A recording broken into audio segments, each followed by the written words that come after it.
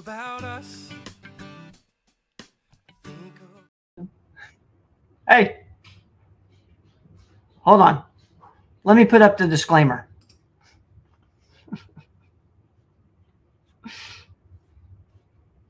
There we go. How's everybody doing? Can everybody hear me? Elena, hello. Roel, what's up? Good afternoon.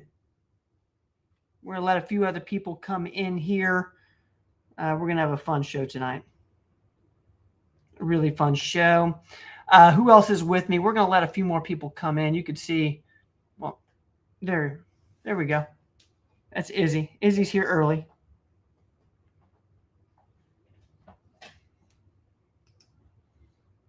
All right, I'm just going to make sure I'm getting live on all the different platforms.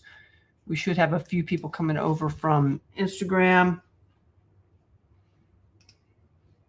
Tom, what's up, my brother? I did. Very short, though. It was a very short one, but good enough. Foxy Moxie, what's up? Great to see you guys. Real quick, I'm going to put this up once we get a few more people in here. Did anybody watch this episode? Anybody watch this?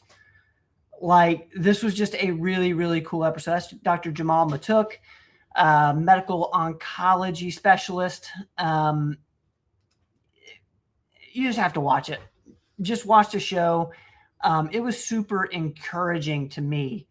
I'm one that looks for, more control, and she just did such an amazing job of talking about the I guess the art of medicine. It was just so good. It's 25 minutes. If you haven't watched it, you got to watch it. Please watch it. We got a few people coming in. I see we've got our special guest in the building. She is getting set up as we speak. Thank you, Tom. Yeah, let us know what you thought. Let us know what you thought of that episode. And it was just super uplifting to me. I thought it was a great interview by Dr. Rogers, and I thought that Dr. Matuk was just incredible. And real quick, this is a throwback. Let's see here. Okay. This is a throwback that I'm gonna put up here. We're getting ready to there's a little hint as to who's coming on here in just a second, but we put this in the email today on Performance Weekly. We filmed this a year or two ago around cholesterol. We felt like it was time to bring this back up. It's come up on the show a few different times around cholesterol. Is it the villain or not? We talked about it on the show a little bit last week as well. So Robin Riddle didn't explain this episode on it. So if anyone wants to see what the research says around cholesterol and the use of statins and all that good stuff, check out that episode. It's in the weekly email that went out today. Let's see here. Yes. All right. I'm going to bring in, there we go. Yes, that's right, Tom. So we got a little bit of a different live Q&A tonight. I'm so darn excited because we're going to have a few of our best on the show tonight, and I see her in the green room. She's ready to go. I can just tell. Robin Riddle is with us tonight, and she's going to be answering questions for a few minutes. And real quick, if you've watched any of the Explain This episodes, we've done hundreds, I believe, by now. Let us know in the comments. She's with us live. Robin, you ready to roll? Hello. Hey, how are you? Good. I think having technical difficulties. I don't think my headphones are working. You know what? I can hear you. Can you hear me now? I can hear you. Okay. Can we welcome Robin to the show? This is Robin Riddle to my right, probably your left, maybe. Welcome Robin to the show, and thank you. And also let us know if you can hear Robin. I hope so. Some technical difficulties tonight. That would defeat the purpose if we cannot hear Robin. But first off, Robin, for the people who don't know, give us a little bit of who you are, a little bit of your background, Yeah. things you love. Tell everybody who you are. Little intro to me. Okay. So my name is Robin Riddle. I am a family nurse practitioner. I have been with performance medicine for, I think I just celebrated 4 years, which is crazy. It seems like it's been like the whole time, but then also not that long. So it's super weird. Nurse practitioner for 7 years. Functional medicine, hormones has always been my thing. But I have also pursued additional certifications since being with performance medicine. So functional fertility is another one of the big things that I like to focus in. Real passion of mine. My background was as a women's health nurse. I delivered babies for about 10 years. So the fertility field was just a perfect interlude for me as the nurse practitioner too. It's so amazing. I cannot believe it's been 4 years. Like you said, like you're such a big part of what we're doing, and I like the opportunity to get to film, explain this episodes with you is one. It's an honor for me. It's one of my favorite things to do. So thank you for that, and thank you for coming on the live show with me. Absolutely. I'm happy to be here. I'm going to put this up here from Tom here. How cool is this? This is the reason Tom discovered PM. Saw the MTHFR video, and the rest is history. Tom, that's awesome, brother. Thank you so much. I love it. Foxy Moxie, thank you so much. So everybody can hear Robin. What we're going to do is we're going to take questions. Robin's going to be with us for about 10, 15 minutes. So if anybody has questions right now, go ahead and put it in the comments, and we're going to kind of just chat for a second until some questions come in. One, let's see if I can find them here, and then we're going to have our other special guest, Bo McGregor, come on at around 7:20 or so. So I'm just going to be looking for questions, and we're going to get to as many as we can tonight. Let's see here. Anything kind of top of mind for you, Robin? Anything you're seeing in the office that, we've got 30 people here with us live. Anything that you're seeing that might could help some people as we start to gather some questions? What have I been talking about a lot recently? Lots of fatigue recently. That's one of the big ones that we get. As a nurse practitioner, that's probably one of the most dreaded ones too, because it can be anything and everything and all the things combined. Yes. So big workups whenever we come in with fatigue. Of course, as a functional medicine, we're diving into this from a whole different aspect.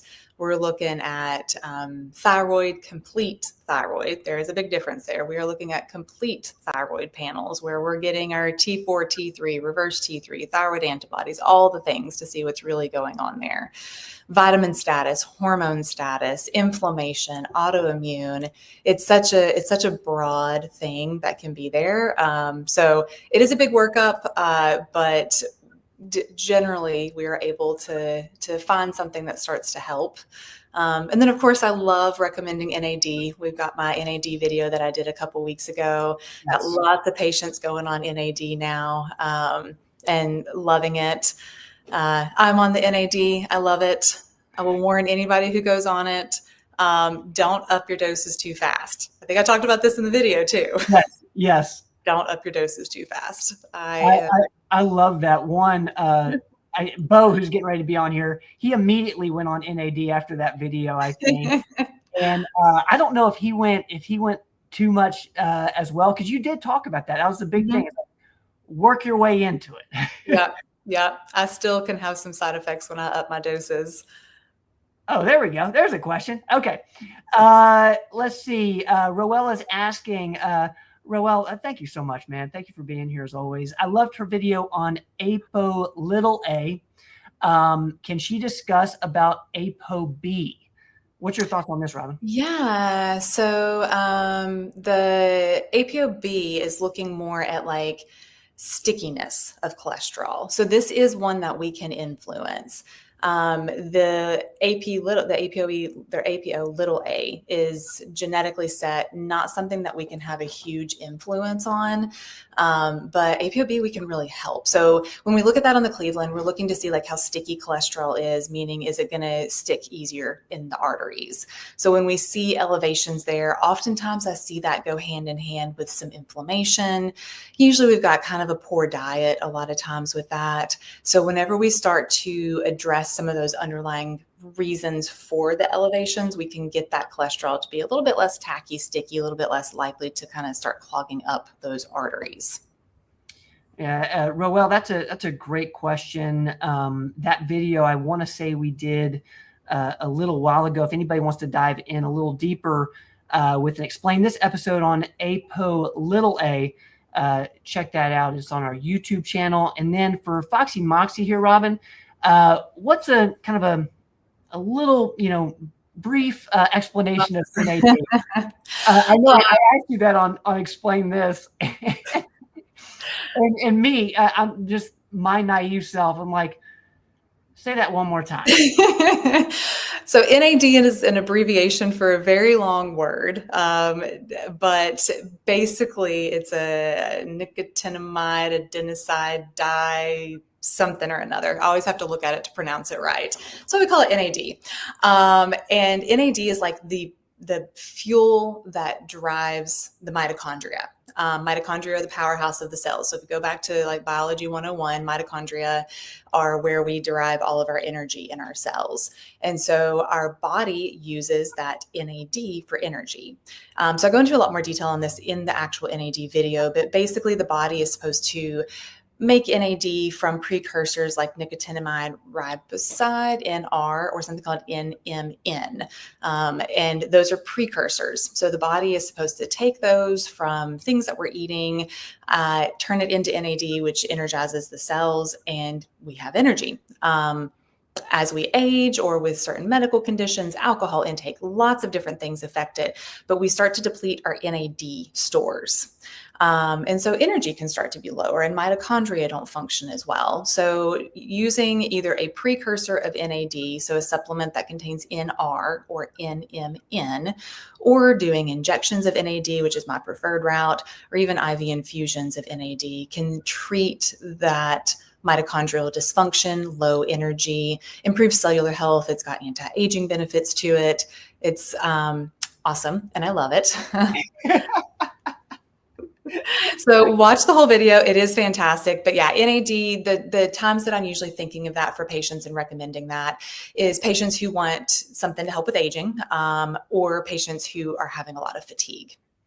Yeah, the one, Foxy Moxie, it is, if you just search NAD Robin Riddle, it'll show up on YouTube, and Robin goes into detail as far as like what it is, how it works, and you'll hear me look like an idiot and have to ask Robin to explain it 4 different times.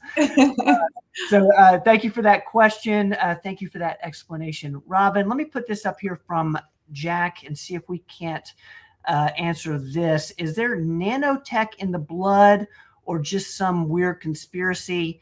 How are you interpreting that, Robin? And if we need context, I might ask Jack for some context. Yeah. So are we going back to like COVID vaccine, like the nano type stuff that they were talking about being in the vaccine? Or is there something else that I've not kept up on? I love all the new conspiracy theories. Half of them I think are just things that we've not proven yet. So, I'm on board. I really am. Just wondering where we're going with that one. Jack, if you got some context for Robin, go ahead and put it in the comments. And I put this on the side because I don't want Robin to see. Ben, but it's not hard. Robin does have thoughts on microplastics. I have a lot of thoughts on microplastics. Get yourself a refillable bottle so you're not drinking plastic every day. Yes. Okay, let's get, I see Elena's here with a question. This is diverticulitis, I believe. Any recommendations to heal diverticulitis? Absolutely. So, diverticulitis is typically the inflammation of the intestines. Really, there's like little pockets that develop in the intestines, and it gets inflamed. So of course there's certain foods, we say anything with seeds, nuts, anything like that are more likely to cause inflammation there. But anything gut related, healing is going to be focusing around supplements like L-glutamine, which is a fantastic supplement, anywhere from 5 to 20 grams a day of L-glutamine. And BPC 157 is probably my favorite thing to heal anything gut related. So of course we haven't explained this on it because I do explain this on everything. But BPC 157 is a peptide, and you can take it injectably or you can take it orally.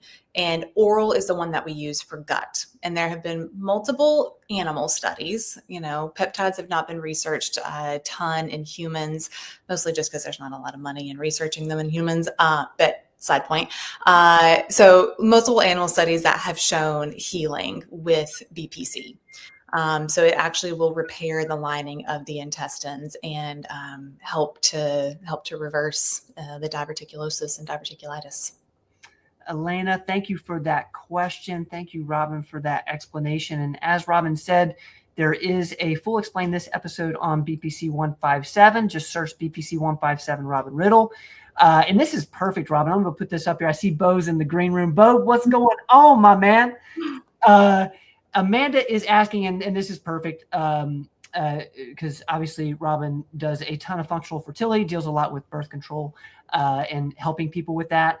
I'm still on birth control and just started testosterone cream. Will they interfere with each other? So no, the testosterone cream is not going to make your birth control not work.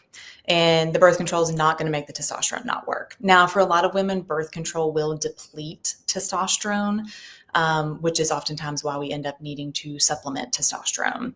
The biggest thing that I would keep an eye on here would be blood thickness, which with the testosterone cream, we typically don't see a big increase in blood thickness.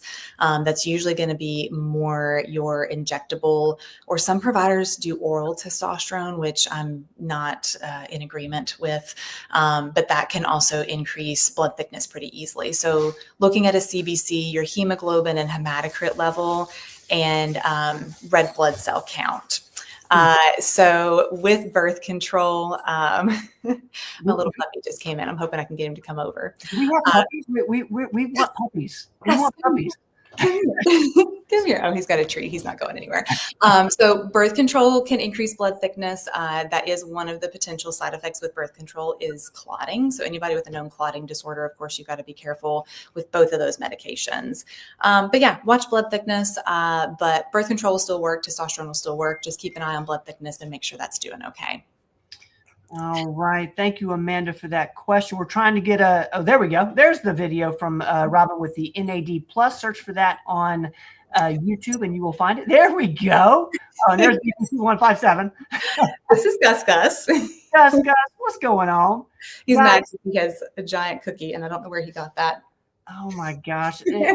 Gus is the real star of the show. Like, of course. That does it. I love it. One more question, Robin, and then we're gonna bring Bo in here. 1 second. Let me see if I can find it from Roel. And I want Bo's thoughts on this as well. RFK Jr. mentioned he would like everyone to wear a wearable in the next 4 years. And thoughts on this? Any thoughts on this? I did not know this. What do we mean by a wearable? My gut would say an Apple Watch, a Whoop, I don't think you're talking CGM here, Roel. I don't believe. If you have any clarification, Roel, let me know in the comments. Have you heard about this, Robin? I haven't. Honestly, y'all keep me so busy. I don't keep up on if it doesn't come across my Instagram feed at like 11 o'clock at night, I've probably not read it yet. It's been a crazy couple weeks. But okay, so if we're referring to Apple Watches, as you can see, I am a fan. CGMs. I'm a fan of that as well. They all give us great data. So I'm not diabetic. I'm not pre-diabetic. I'm not insulin resistant. I still slap a CGM on a couple of times a year to make sure that everything's going well, because we don't know what we don't know. So if we're not monitoring that kind of stuff, we don't know what's going on. Yeah. So I love all of it. Any patient that I have that has any kind of weight loss issues, anything that looks like it could even potentially be insulin resistance. Definitely my diabetics, pre-diabetics. I'm putting all of them on CGMs. It doesn't have to be continuous, like week after week that we wear these. The Dexcom, that is my favorite. It's 10 days. The Stello or the Freestyle are 14 days. But all of those give us really great data. So put it on for a couple weeks, see what's happening with your blood sugar levels. It can surprise you. The very first time that I wore a CGM, I realized that my chicken and rice, which is used to be my daily lunch, the rice portion of that was not agreeing very well with my blood sugar. And so I would always get so tired after lunch, and it's because I would get this big spike. So I changed the type of rice that I was eating, and everything was totally fine. So it gives you a lot of data. And then of course, Apple Watch. I love when I see patients come in with Apple Watch, because if we're talking about any kind of weight loss, any kind of muscle building, activity in general, Apple Watch is going to help me calculate calories, what they're doing, what they're burning. Really, I calculate macros based off of this. It monitors your heart rate. Some of them check, the newer ones actually don't check pulse ox anymore. They took that away. But you can do like a baseline single lead EKG, like there's your sleep. There's so much cool data within these. Now, I don't love the constant Bluetooth exposure. I don't sleep in my Apple Watch because of Bluetooth. I turn my Bluetooth off on my phone at night. I think we're surrounded by a little bit too much of that. But in general, the health data that we can get from all these different wearable things is pretty awesome. I see Ivy here started her free trial last night. That's incredible. Ivy and JC with Ivy. I love it. Awesome. I love it. Thank you for that. And real quick, before we let you go, Robin, Mark is asking, are you still looking for a gluten-free recipe for pizza? Always. I've tried a couple of different places. I have realized I personally can, in small bouts, I can handle a sourdough pizza. So there's a great place here in Knoxville called El Dopo, I think is what it is. Adobo. Yeah. Yes. So they do a sourdough crust, and they import their flour and all of that. So personally, my gluten-free journey, I can handle that. Not everybody can. But yeah, most gluten-free pizzas are not great. It's cauliflower. It's kind of spongy. I don't know. It's not the best. So if you have one, send it my way. I have probably every gluten-free flour you could imagine sitting in my pantry, and my imported French flour and my imported Italian flour and all the things, trying to see what works best for me. So I could make it. Sorry, I put that up here accidentally. Sorry, Mark, that was for Roel. Thank you for that. If there's anybody in the comments who has a good gluten-free pizza recipe, Robin's looking for it. There's one from Ivy here. How common are ovarian cyst ruptures in perimenopausal women? First one ever last night in ER. Oh, okay. Yeah. I've seen them a lot. So a lot of times it's someone who had cysts prior. You don't typically just randomly start making cysts in perimenopause, but you can. But a lot of times it's someone who already had some cysts there anyways, and with the hormonal changes and all that, they start rupturing. And actually, I've got family members that this has happened to, and it is very painful. And if you don't know what's going on, then absolutely women land in the ER with this all the time. A lot of times by the time you get to the ER, the cyst is ruptured, the fluid and blood is already starting to dissipate. So a lot of times you get in there, the pain's already better by the time they get you back. They do imaging. It's like, I don't see anything. It was probably a cyst. If you know that you've got one there and you start having severe one-sided pain, it's probably what's happening. But if the pain does not clear, it is best to always go in and get it worked up anyways. Ivy, I hope that helps a little bit. Yeah. They're not fun, but I see it a lot. We're thinking about you and praying for you, Ivy. Thank you so much for putting that in there. Love this from Christy. No recipe, but Cootie Brown's has the best gluten-free pizza. I'm going to have to try this. I don't think we have one of those down here in Knoxville, but the next time I visit the Tri-Cities, I'll try that. Robin, I just want to say, thank you. And so is Ivy right here. Thank you, Ivy. Thank you for doing this. Thank you for coming on tonight. A little backstory. Doc has laryngitis. And I said, Robin, I need you to save me tonight. And you have. And I just can't thank you enough. Thank you so much for being here with us tonight. Absolutely. Happy to do it. All right. Can we get one more Gus? Is Gus going? Gus. Come on. He's wandering around with his little treat and completely ignoring me. So we'll see. Well, Robin, thank you so much. And I'm going to let you get back to your rest of your evening. You've had a busy day today. We're going to bring Bo on here in just a second. Awesome. Thanks, guys. All right. Thanks, Robin. Guys, real quick. Oh, there he is. Look at this. My man. Hey, Bo, how you doing? Mic working? Mic is working, man. You Perfect. look incredible. Perfect. You sound incredible. Real quick, this is Bo McGregor. I'm going to let him introduce himself in just a second.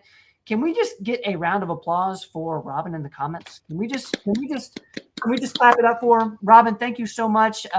We need a 1 out of 10. She did it. I'm giving her a 10. Jack's going to give her a 10. I promise you. Jack, thank you for being here. Bo McGregor, tell me what's up. Long time no see. I miss you. It's like everybody in PM Family's getting a dose of Knoxville crew today. Robin's awesome. I shouldn't have followed her. I should have went first. She's amazing. So smart. She's taught me so much since I've started with PM. Robin is absolutely incredible. Robin, thank you so much. My Explain This episodes, they're like one of the more humbling things I ever do because I don't understand half of the words she's saying. No. And I come out smarter every time. I'm going to put this up. I know Connie Lynn's giving Robin a 10. Ivy's a 10. Sandy's a 10. Danny's a 10. Thank you, guys. Jack's a 10. Thank you, guys. I'm going to back up just real quick on the ovarian cyst thing. Let me about going to the ER. I think that's not a bad thing because you could have a huge kidney stone or something like that you're going to need some pain meds and stuff like that to get through that complication, because that would be in a differential of flank pain on one side and having all kind of issues. So, like Robin said, always good to kind of get that worked up, especially if it's never happened before and you don't know what this pain and how it presents. Ivy, thank you for letting us talk about that. And Bo, thank you for kind of adding on there. And real quick, kind of tell the crew here, give a little Bo McGregor history here. Who are we talking to? Oh, I'm old, so there's lots of history. So background mainly as a nurse practitioner, hospital, critical care medicine for the majority part, small stint in the ER, did a little bit in interventional radiology as well, was a critical care bedside nurse since 2007, became a nurse practitioner in 2014, going through all the COVID stuff and ICU, noticing everybody's sicker, what's wrong with everybody, kind of started going down integrated health. And then here, I met you guys. Come to find out we knew a heck of a lot of the same people as I grew up basically down the street from you guys. Yes. Bo is from Oak Ridge, which is where I grew up. And that was so much fun, just kind of putting all the pieces together. And man, we're so pumped to have you. And your background's just so incredible to me. You talk a lot about, things that happen in the hospital and you're kind of bringing that into your functional / integrative medical practice in the sense of now you're trying to keep people out of the hospital. Trying to figure out not the what, but the why. Yes.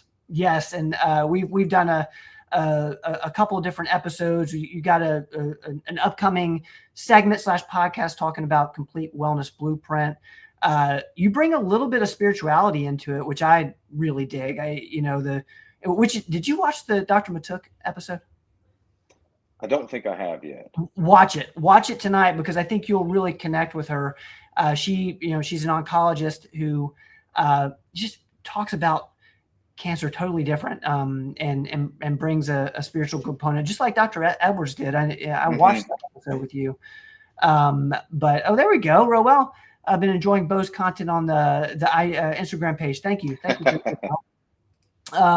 Real quick, if you guys got questions for Bo, we're taking questions here for the next couple of minutes here. Roel was talking about GCMs a little bit too. Like I've been telling patients when they're kind of don't know what's going on, this is like the first technology to where our body gets to talk back to us in real time and lets us know like how is food actually affecting us. And A1C is only going to tell you so much. Fasting glucose is only going to tell you so much.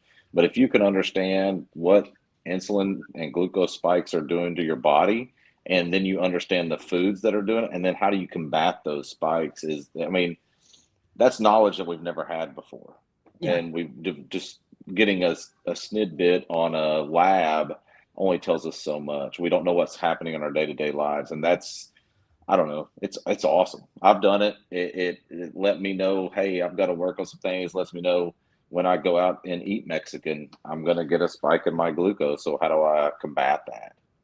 And one of the things you and I have talked a lot about off cameras is how like everyone's different. Like Mexican might spike your blood sugar and might not have as much of an effect on mine, which is why those CGMs are so incredible. I'm wondering, Bo, are you mainly putting patients on that for 2 weeks or just for that retrial run, or are they staying on it longer? Usually if they do it, it does it for like 2 weeks, and it's interesting of how. I think I told somebody to do it. I saw some little caution lights, like I've called it before, on somebody's Cleveland panel, and he had tingling and numbness in his fingers. Comes out, he wore one. He was waking up in the morning with his blood sugars running at 130, and there should be no reason for that. I mean, he looks like a really healthy guy, young guy, but obviously he's got some resistance going on. I'm putting this up here from Renette. Renette, thank you for this. It's around the Maha, talking about the fitness tracker that Robin and Roel were talking about.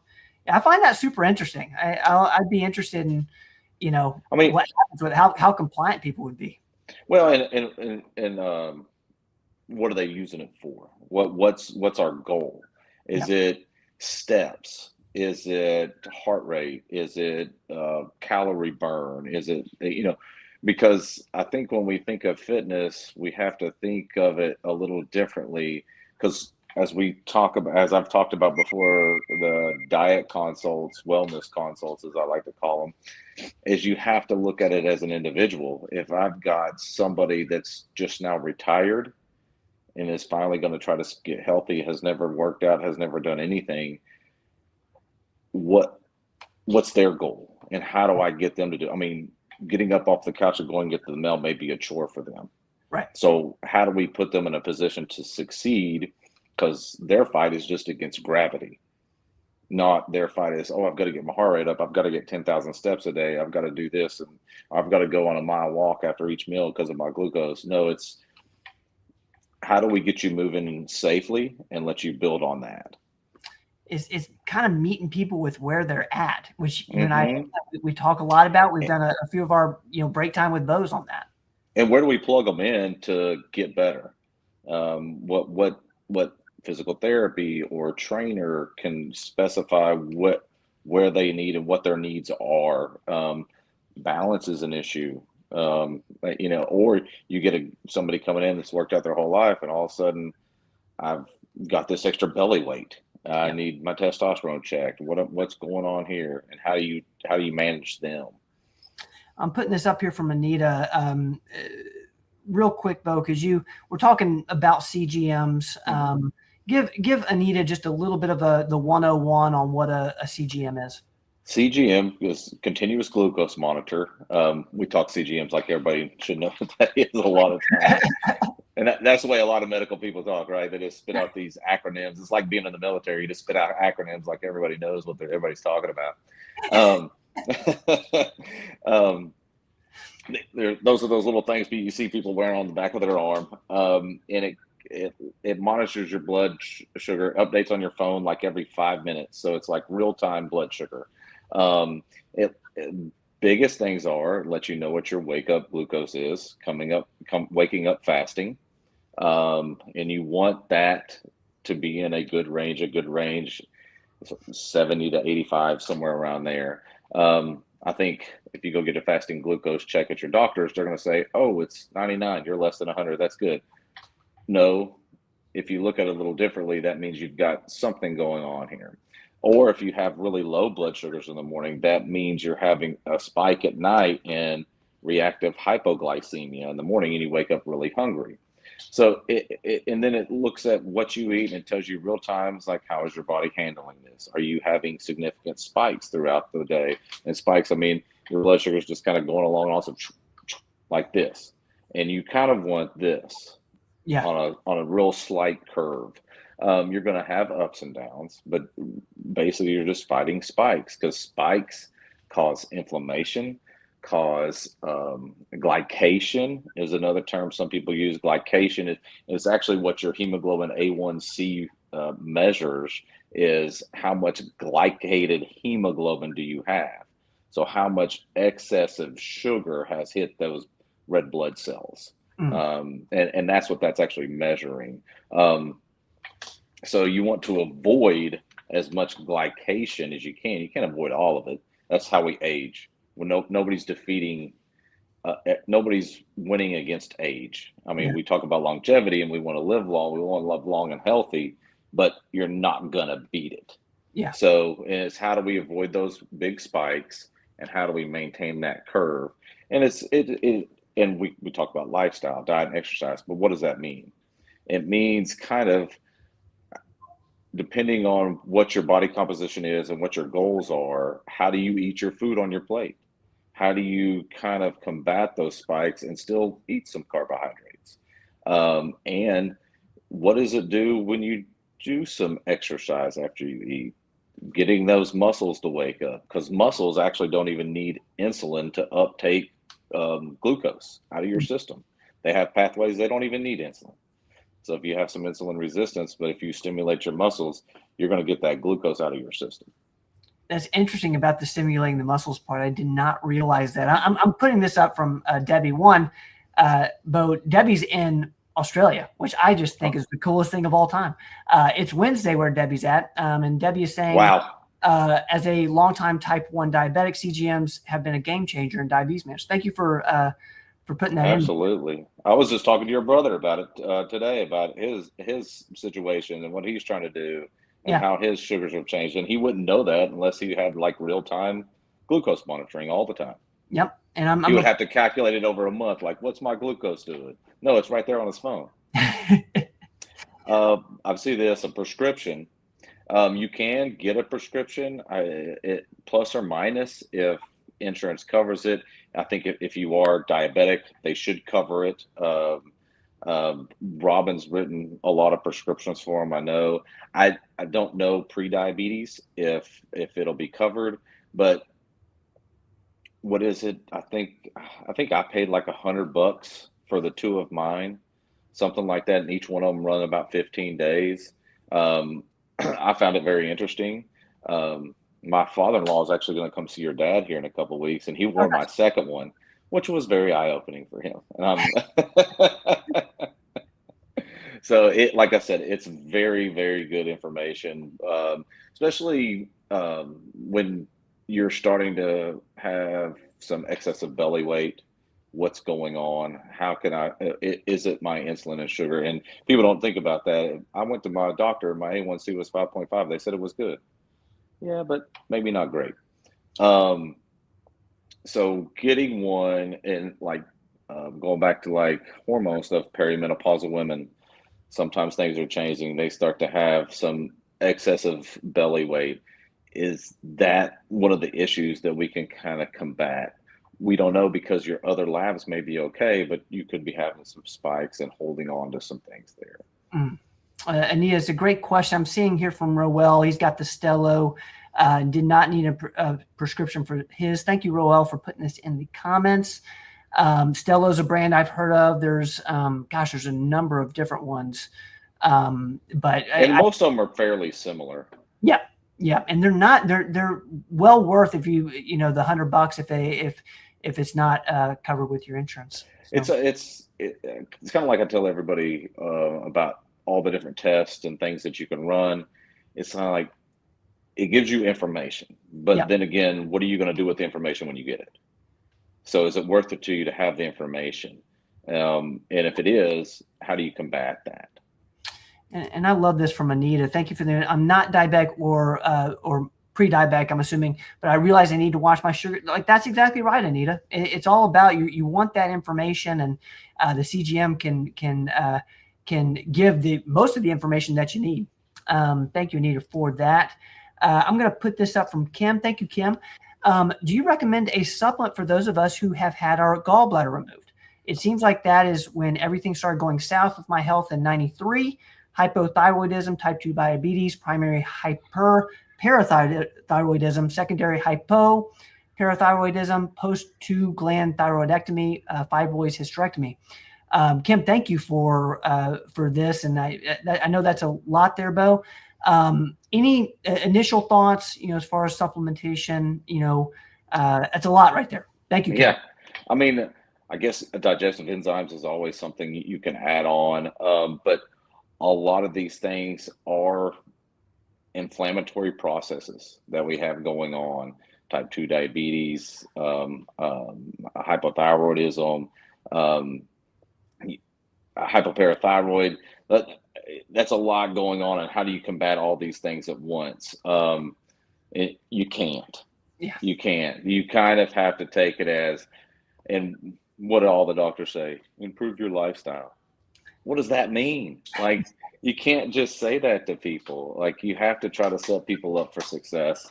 Um, you know, first thing is looking at your overall diet. Do some journaling. See what's going on with gut health. Are you having constipation, diarrhea? What, because of the gallbladder issue, and does it depend on the types of foods that you're eating, um, and kind of monitor that. I mean, I think that's a good start. And then going back to what we've been talking about, monitor blood sugars. What's happening with your type 2 diabetes? Is it controlled, or is it staying at the same level? Do we want to get it better? Because that's our ultimate goal, right? Is to, now we have type 2 diabetes. How do we combat those things? Yeah. And hypothyroidism, having thyroidectomy, we're on medication for those things. And how do we enhance those things? Improve gut health, because there's receptors in our gut for our thyroid, and there's also receptors in our muscles that kind of change that over to active thyroid hormones as well.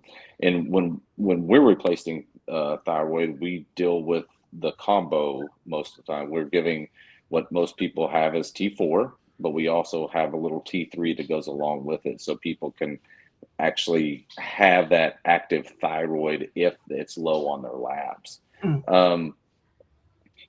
Just a specific supplementation, I don't know what particular you're on. I do know, I've listened to a very, perfect, 6.4, not bad. That's as far as a type 2 diabetic, you are working really hard to keep that there.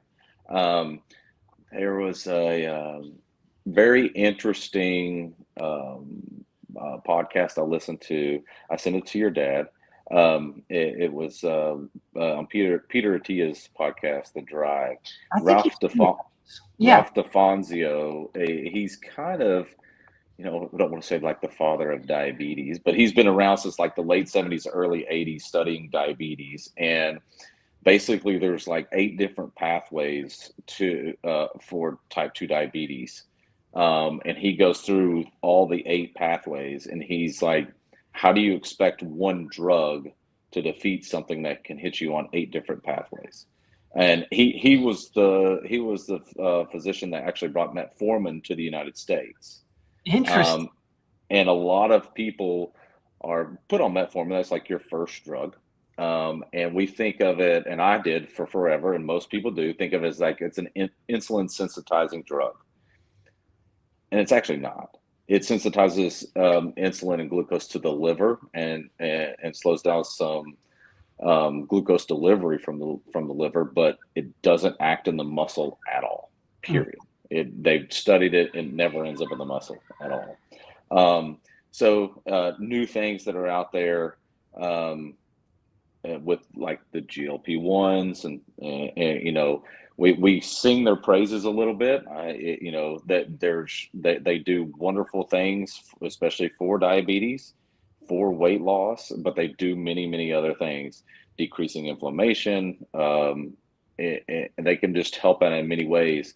Because there was a drug that I spoke to your dad about that kind of got a really bad rap for type 2 diabetes was Actos. And that's what he would talked about. And they got a bad rap because they said it caused heart failure because people would have fluid retention and gain weight. Well, they gained weight because it actually acted on the brain that made you hungry. So people ate more.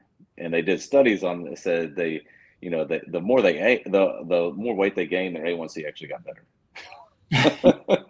But now with like GLP-1s that can kind of curb those appetite suppresses, that's why I was talking to your dad about that. It's like, I'm really curious about trying these things with some more sensitive type 2 diabetes. And because I feel like it is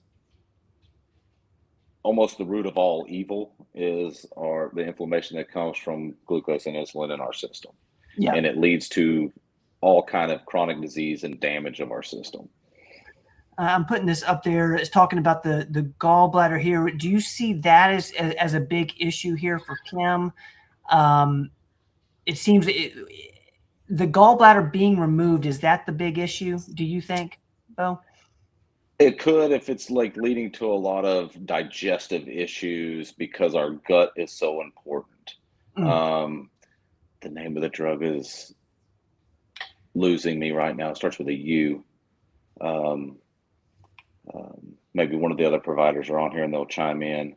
That was given to a lot of people post cholecystectomy to help fend off some gut issues, because our gut's so important for us. Our gut health is so important for us.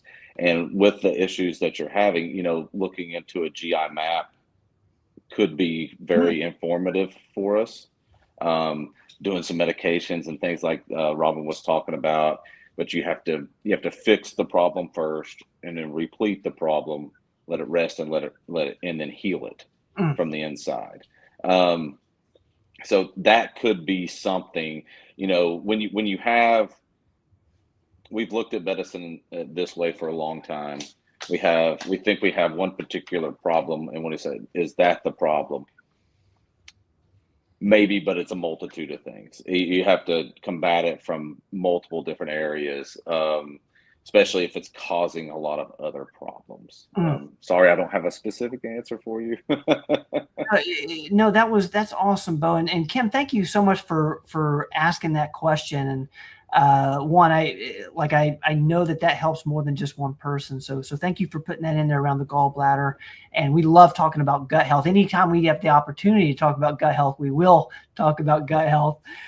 Dude, before I let you go, I want to ask you, what is it that you're doing? What new things have you added to your health regimen? I know you're practicing a lot of this stuff on yourself. Anything kind of stand out to you with the way your health is going? Anything that stand out?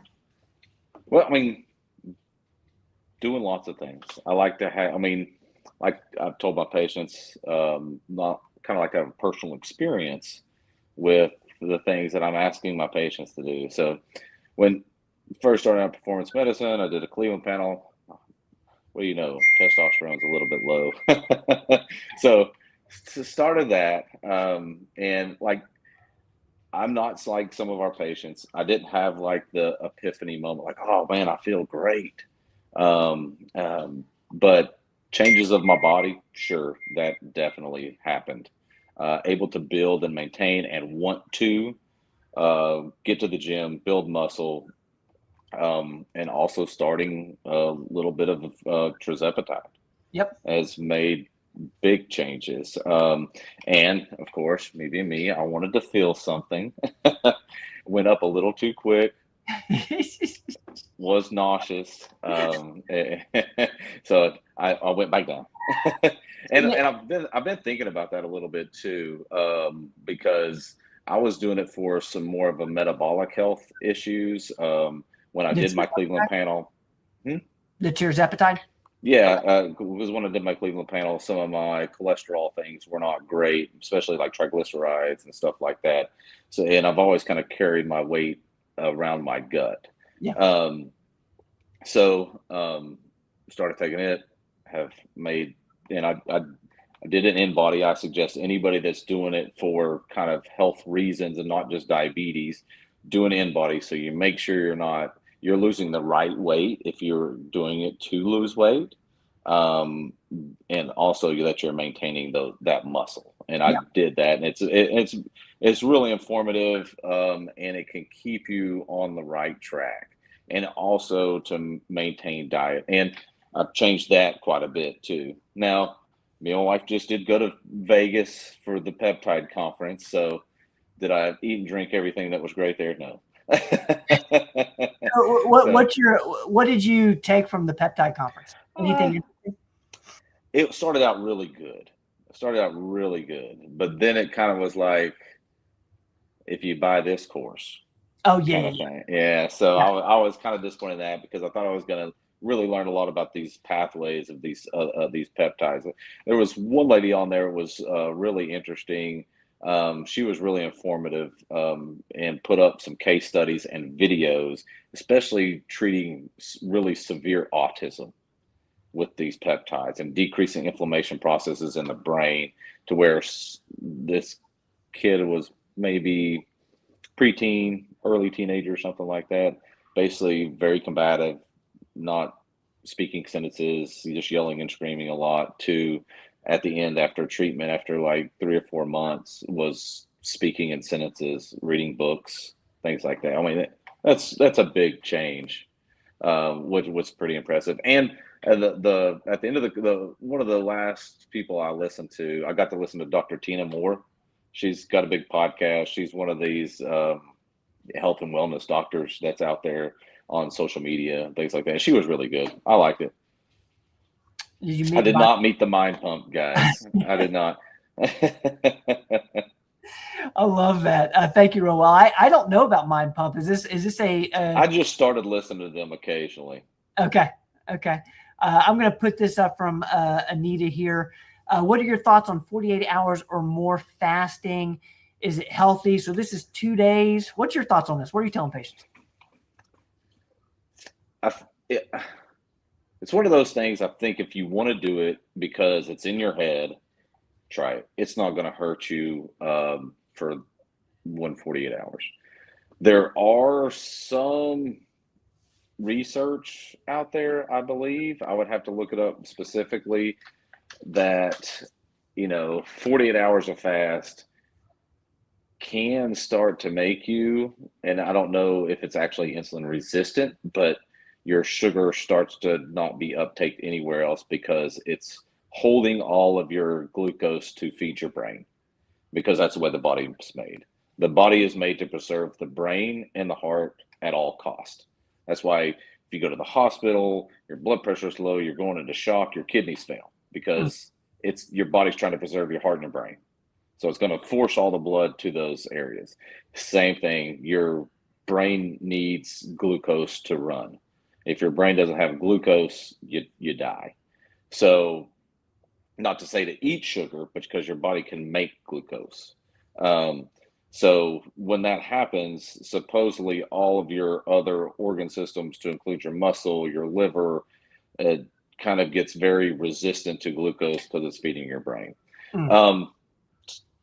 But in an acute setting, like if that happens, it's going to come back. If you do pretty much anything in an acute setting and relatively fast, and then you start eating normal again, everything's going to go back to normal. So to do it once or twice, I think it's okay. I've done a 24-hour fast before. I don't know, just because I wanted to do it. I don't know what kind of health benefits. I think bigger things is intermittent fasting for calorie restriction is a better thing, because I have heard the other side of the argument too, that if you intermittent fast over a long period of time, there's not a whole lot difference in that than a 48-hour fast at one time. And less intimidating, at least for me personally. Like going on a 14-10 or a 12-12 intermittent fasting regimen isn't that bad if you build in, like, you just don't eat breakfast. But are you seeing the same health benefits from either one? I that's kind of been the consensus of what I've heard about is that, if you're doing it for calorie restriction, but if you're doing it because you're like, I'm going to defeat this because I want to do it. It's like a challenge, then do it. Mm. Like, I mean, because there's some of the there's some of the cancer stuff out there too that I've seen that says fast for 24 hours once a month, just to kind of deplete your system a little bit, cleanse your system. Um, I don't know. I would have to look up stuff to see if that's backed up by anything. But like I said, sometimes we like a challenge. And if the 48-hour fast is a challenge, or if you're doing it for a religious reason, Yep. absolutely. I remember one of our friends had breast cancer, and as a small group, we did that for a little while. Each week, we did a 24-hour fast, and the 24 hours could be anything, 12 noon to 12 noon, whatever. Got I it. mean, you could do your fast throughout the night, kind of Yep. while you slept.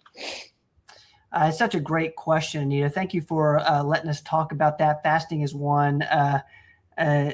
Okay, I see this. Miserable during the 48-hour fast. I do intermittent fasting. Feel good with that. That's awesome.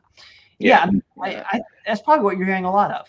I think that's perfect. And I think the bigger component of that is what are you coming out of your fast with? Mm. Because if you're coming out of your fast with a bowl of cereal, that's not good. we need to quit eating dessert for breakfast. And like break your fast with good protein and fats first, and stimulate those muscles with a lot of protein. Like you're talking 30 to 50 grams of protein. Yep. Is what you really need to be getting in at that first meal of the day and that last meal of the day. Those two are like the most important, because the last meal of the day, high protein, can keep that sugar level throughout the night, and you don't wake up starving the next day. Yep. The middle meals, snacks, just kind of fill in the gaps. Yep. That first meal stimulates your muscles. That last meal keeps you going throughout the night. I love it. Sorry, I talk with my hands a lot. Bo, man, I cannot thank you enough for this. Hanging out with me on a Tuesday night with all of our friends. This was fun, man. Can we make this more regular? Like, I dig this. This is cool. This is cool. Well, dude, get back. One, give Bo some love in the comments here. Can we give Bo some love? How do you do? I just feel bad that I couldn't answer the gallbladder question really well. Well, what we'll do, let me see who that was. Kim. Okay, we'll do a little extra research for Kim around the gallbladder. One, I know Doc is passionate around the gallbladder stuff because both his brother. He can just type in real quick, can he? We got. Yes. Let's see. While I have you, Bo, Doc has laryngitis and he has no voice, and hopefully he gets it back later on tonight. But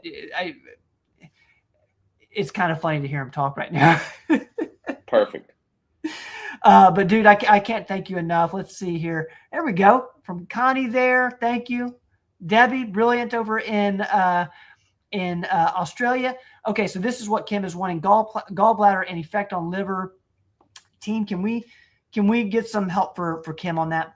Gallbladder and its effect on the liver. Kim, stay tuned. Stay tuned. We're gonna type that in for you from Doc. Danny, thank you. Look at that, dude. You're getting all 10s here, man. You're getting all 10s. Look, Ivy's awesome, Bill. Love your perspective. I love it. Dude, thank you so much. Thank you guys so much. I appreciate it. Get back to your first time doing this live. And I was kind of intimidated. Hey, let's do a virtual high five. All right, man. Get out of here. Go get your rest of your evening. Go take a walk. It just rained here, which is weird. Which means it's probably going to rain here pretty soon. Hopefully. We actually need it. It was so hot here. Yeah. The kids actually were playing in the sprinkler outside when we first started. Well, get out there, man. I appreciate you so much. All right. See you, Ben. All right, brother. Thanks, guys. I'll see you soon.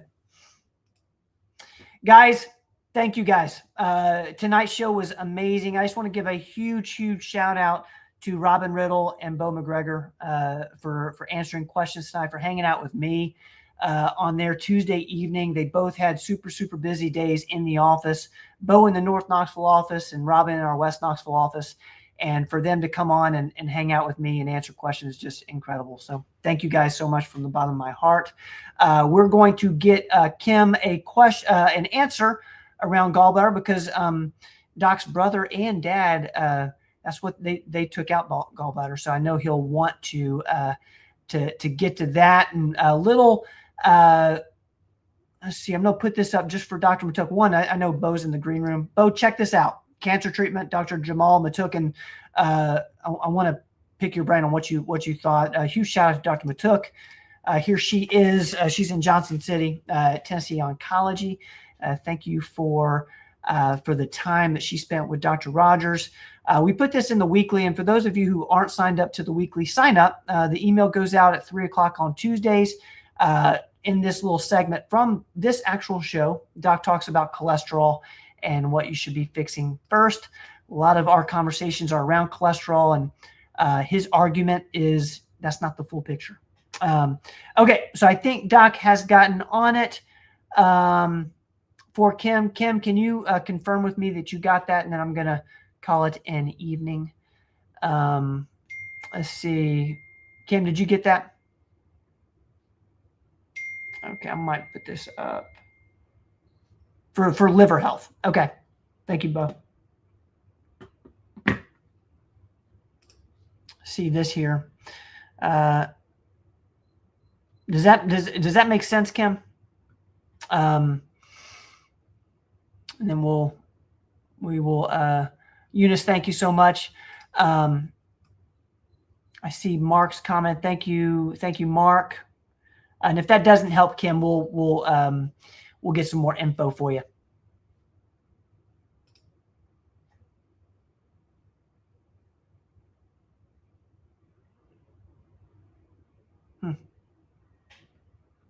Did I get that, team? Cool. All right. Thank you, Kim. Guys, I'm going to call it an evening. Thank y'all for hanging out with me. Thank you for putting up with my antics on Tuesdays. We will be back Tuesday, 7 to 8, answering all your health and wellness questions. If we missed anything tonight, I'll go through the comments and bring it up next week. First thing, I'm going to put this up from Bo, for Bo here, if Bo's still with us, from Justin. Thank you, Justin, for that. Bo does such a great job. Complete Wellness Blueprint on Instagram. He's putting out videos most days. So thank you, Justin, for that. Okay, this is for Kim. Okay, cool. Stephen, thank you so much for that. Thank you. All right, team, we're going to call it an evening. We'll be back next week, Tuesday, 7 to 8, answering all your questions. And this is I missed one, for Connie. I see this for Connie around the Digest Shield and magnesium. They can be taken at the same time. Cool. Connie, does that answer your question? All right. Thank you, Lisa. Lisa, I hope you're feeling better. Keep us posted. Come back next week. We'll be back Tuesday, 7 p.m. There's the pain formula there. Thank you, team. And all right, I'm going to look for my outro and call it an evening. And we will be back next week. Let's see if I can get this graphic off. There we go. All right. See you guys. Thank you, team. Brad, where's my outro? Don't go away.